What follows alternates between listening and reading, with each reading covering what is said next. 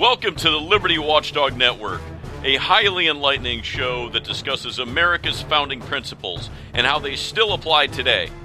Learn what our government was intended to be, how it has gotten out of control, and what you can do about it. The Constitution is in crisis.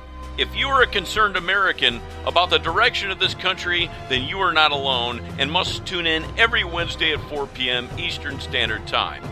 You can't defend what you don't know. Learn it or lose it.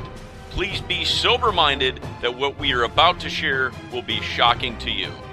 I am your Son of the American Revolution host and LibertyWatchdog.com founder, Nate Green. So let's explore our nation's founding principles of liberty.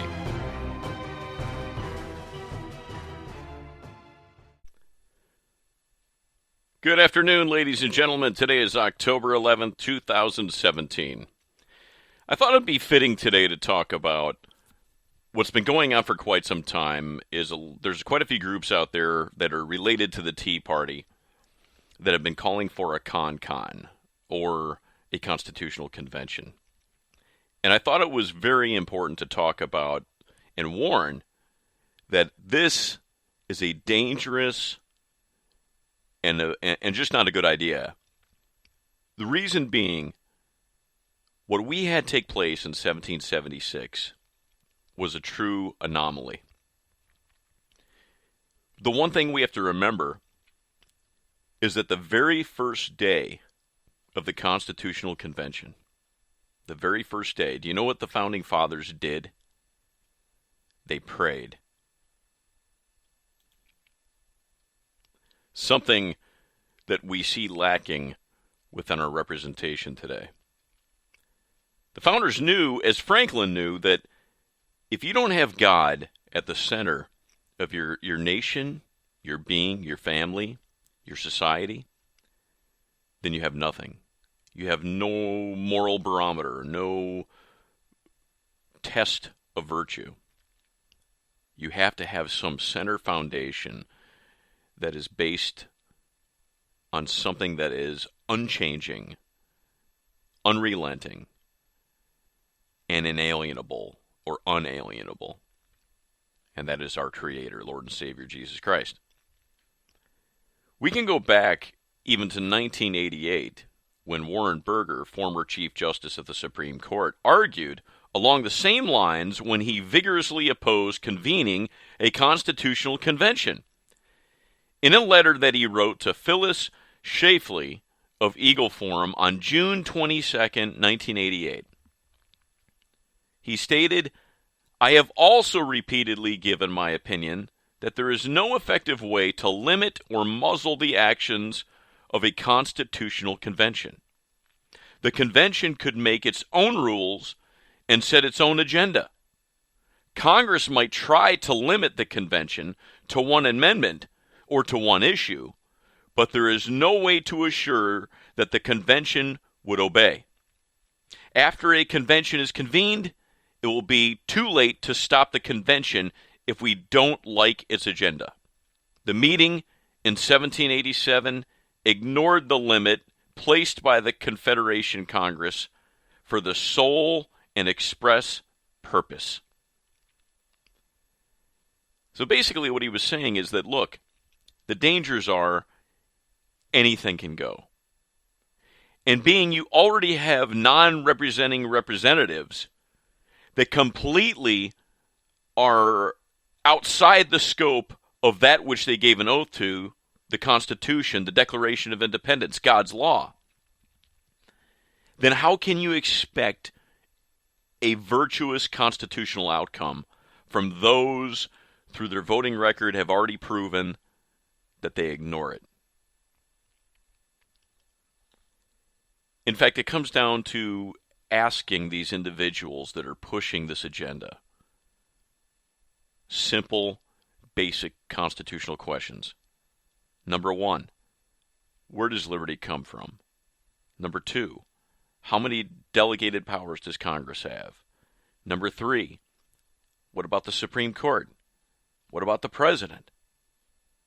And if they can't answer those basic questions, then sadly, they, as well as we, are part of the problem. And we inadvertently vote away our own liberties by being ignorant to what the definition of those liberties truly are. That's why it's important to get educated, to be part of the libertywatchdog.com network. Because without knowledge, we live by the definition of insanity.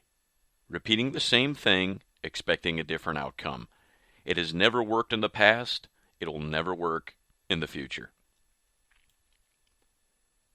The other important question to ask anyone that is a proponent of a constitutional convention is simply this: which of the amendments that we already have are completely unconstitutional?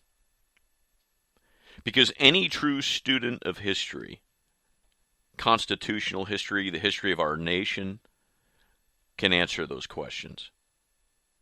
And sadly, we have 101 constitutional questions that we ask representatives or people that are running for office. And sadly, folks, 99% of them can't answer these basic questions. And so we're going to get into that as time goes on. What are some of the 101 constitutional questions that you can ask someone that you're going to hand your delegated authority to for your liberty? Someone that's going to babysit your freedoms, that's going to sit in Congress and try to steer the course of our society. And remember, you don't know these people. You don't know me. In fact, if I came to you and knocked on your door, say tomorrow, I showed up to your home and I started knocking on your door and said, hey Joe, hey Linda, is it okay if I babysit your kids? Are you going to let me do it? Of course not, because you don't know me. I'm a stranger. I'm just showed up at your doorstep. I'm knocking on your door, and I offer my service to babysit your children. But yet, ladies and gentlemen, every year, every election, we do just that. We allow someone to enter our home, our governmental home, and babysit our liberties without knowing anything about them. And we are called to be discerning, to be like in Acts 17, the Bereans, and question authority. And understand that we are only known by our fruits, that actions do speak louder than words. But the key is, if you don't know what's unconstitutional, how do you know what's constitutional? They go hand in hand. Education is vital. Education is vital. And I'll say it one more time. Education is vital. People think that we woke up with the ability to walk, the ability to run. We forget that we learned all these simple mechanics in life. And we also have to learn the importance and what's vital of the meaning of liberty, the meaning of freedom. So, ladies and gentlemen, this is the reason why Thomas Jefferson said that those who seek power are to be bound by the chains of the Constitution. But if we don't understand these links that forge liberty, then we inadvertently forge a chain that will be broken. So I challenge you to become part of the Liberty Watchdog Network. Join our cause.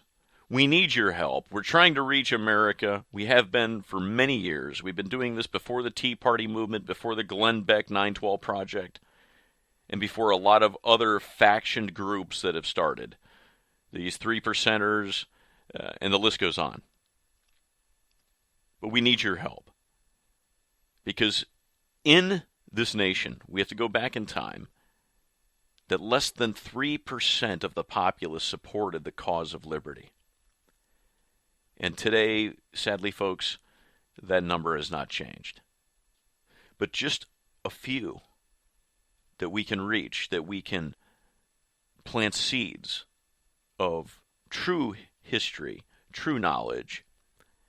We don't know how it's going to grow or take shape, but we have to try. Because one thing for certain is your posterity, if you love your children, then it matters. Ladies and gentlemen, all we need to do is follow the de jure original Constitution and not the de facto. Simply follow God's law, the Declaration of Independence, the Constitution of the United States, and the Bill of Rights. And if we get back to the law of this land, we can eradicate all of the anti-liberty agenda that has been taking place for the past 200 years. It's that simple. But here's the problem, is we don't have a people of virtue and morality that we had in 1776. And how can I say that with confidence? Is you can just look at history, because the record is clear. But to have someone, a representative, a group of people, a Tea Party or whomever, that has come up with the idea to have another constitutional convention for the sake of correcting the problems within this republic, have missed the most important issue at hand. And that is the issue of a society that's willing to accept good for evil and evil for good.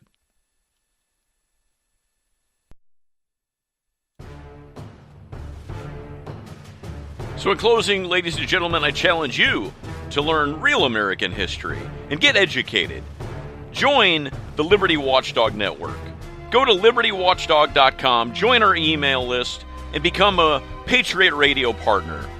Help us reach America to educate our youth, educate our citizens, because without an educated citizenry, we have no liberty. I'm Nate Green. Look forward to seeing you every Wednesday at 4 p.m. Eastern Standard Time. May God bless you, and may God bless America.